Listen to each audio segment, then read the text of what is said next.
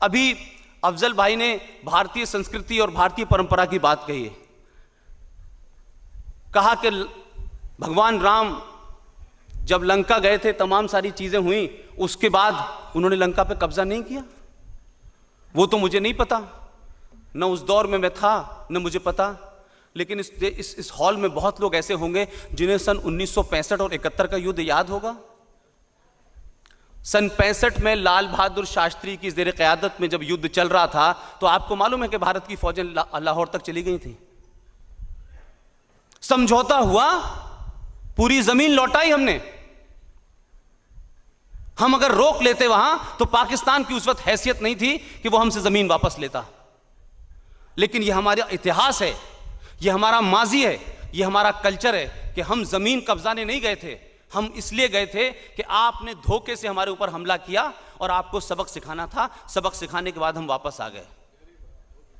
सन 71 के अंदर, सन 71 में जिस पाकिस्तान को टू नेशन थ्योरी पे बनाया गया कि साहब हिंदू और मुसलमान एक साथ नहीं रह सकते, इनका कल्चर एक नहीं है, और ये हिंदू मेजॉरिटी में है, ये मुसलमानों पे कब्जा कर लेंगे, अपना गुलाम बना लेंगे, इसी बात पे तो बनाया गया था। ये तो टू नेशन थ्योरी थी।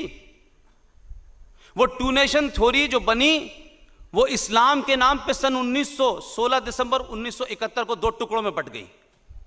और पता चला कि कुछ पंजाबियों ने,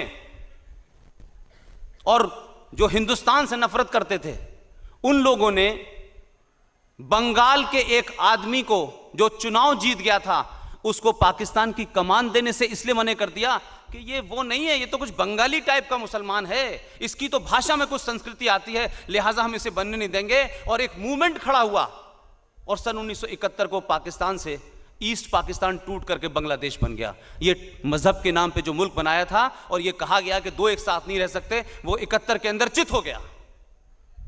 93,000 फौजी उनको पकड़ा गया, सरेंडर कराया गया। भारत ने उस दौर के भारत की बात कीजिए जब भारत भी बहुत गरीब था, जब अनाज बाहर से आया करता था। उन 95 करोड़ लोगों को महीनों खाना खिलाया, किसी के हाथ पैर नहीं काटे। ये हमारी संस्कृति थी। और आपकी संस्कृति क्या थी कि भारत और पाकिस्तान के बीच में कारगिल का युद्ध हुआ, एक फौजी रह गया पाकिस्तान के अंदर। मैं कैप्टन कालिया की बात कर रहा हूं। उसकी आंखें, उसके गुर्दे, उसके शरीर के हर अंग को निकाला और वापस भेज दिया। यह आपकी संस्कृति है, यह आपका कल्चर है, यह आपका माजी है। हमें बता रहे हैं आप भारत के लोगों को मानवता सिखा रहे हैं।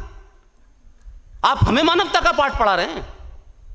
हमने तो नहीं पूछा कि जो लोग ताजमहल के लिए सुबह से शाम तक परेशान हैं कि हम यहां से जाएंगे, पता नहीं कहां जाएंगे, पता नहीं उन्हें कहां जाएंगे। सन 47 में भी कुछ लोग गए थे, बोले हम जब जाएंगे तो ताजमहल भी ले जाएंगे, कुतुब मीनार भी ले जाएंगे। उन लोगों से जरा पूछिए, इस्लाम के मानने वाले हैं, कुरान शरीफ का सुबह शाम हवाला देते हैं, कौन लोग हैं जो ताजमहल के मकबरे के लिए हिंदुस्तान को तोड़ने पे तुले हैं? ये वो लोग हैं जिन्होंने मोहम्मद साहब की बेटी फातिमा की कब्र के चिथड़े उड़ा दिए। कौन लोग हैं ये? उनकी बेटी को, उनकी कब्र के चिथड़े उड़ा दिए। वो कब्र कहीं मौजूद नहीं है, वो लोग ताजमहल के लिए जान दे रहे हैं। मैंने आजमगढ़ में भी कहा था, मैं फिर दोबारा कह रहा हूं, इस्लाम के अंदर बुत परस्ती के खिलाफ है। इस्लाम बुत परस्ती नहीं हो सकती, उसी के खिलाफ एवोल्यूशन हुआ था इस्लाम का। और कब्रों का कंसेप्ट नहीं है कि कब्रें बनाइए, बड़ी बड़ी कब्रें बनाइए, ऐसा कंसेप्ट नहीं है। अगर ऐसा होता तो आधी दुनिया इस समय कब्र में तब्दील हो चुकी होती। लेकिन कब्रों को लेकर के सियासत होती है इस मुल्क के अंदर। मोहम्मद साहब की कब्र देखिए किसी ने? कहीं है कब्र? लेकिन हिंदुस्तान में कुरान के ऊपर, इस्लाम के ऊपर, पाकिस्तान के ऊपर, मुसलमान के ऊपर, ईद के ऊपर, दिवाली के ऊपर, हर चीज पर सियासत होनी है।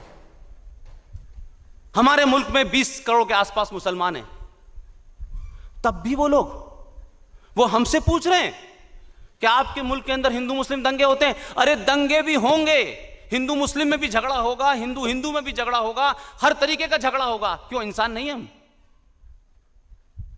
लेकिन झगड़ा बंटवारे के लिए नहीं होता हमारे हिंदुस्तान में। बंटवारे के वक्त जितने हिंदू पाकिस्तान में थे उसमें 0.1 रह गए। ये वो लोग हैं, वो भारत के दंगों पे बात करेंगे, वो भारत के मुसलमानों को बताएंगे कि तुम पाकिस्तान के साथ तुम्हें अपनी अपनी हुब्बुल वतनी दिखानी चाहिए, क्योंकि हम इस्लामिक मुल्क हैं और ये हिंदुओं का मुल्क है, इसलिए इनके साथ हुब्बुल वतनी नहीं होनी चाहिए। ये दो तरफा बात होगी। इसलिए भारत के मुसलमानों से मेरी गुजारिश है, बार बार मैं कहता हूं, जिस दिन भी भारत के 25 करोड़ मुसलमान 2 रकात एक्स्ट्रा पढ़ लेंगे उस दिन पाकिस्तान समाप्त हो जाएगा। आप 2 रकात पढ़िए कि आज हमने लानत भेजी पाकिस्तान के ऊपर। पाकिस्तान जिंदा इसलिए है कि आप खामोश रहते हैं और आपकी खामोशी से उसको लगता है कि बड़ा जुल्म हो रहा है, हमारा मुसलमान भाई बोल नहीं पा रहा है, उसको मारा जा रहा है, उसको लूटा जा रहा है। जिस दिन आपको लगेगा कि हम इस मुल्क में रहे हैं, लड़ेंगे भी, मरेंगे भी, आपस में सब कुछ करेंगे, लेकिन हमें तुम्हारी सिंपैथी की जरूरत नहीं है, उस दिन हिंदू मुस्लिम का झगड़ा नहीं, पाकिस्तान से खत्म हो जाएगा।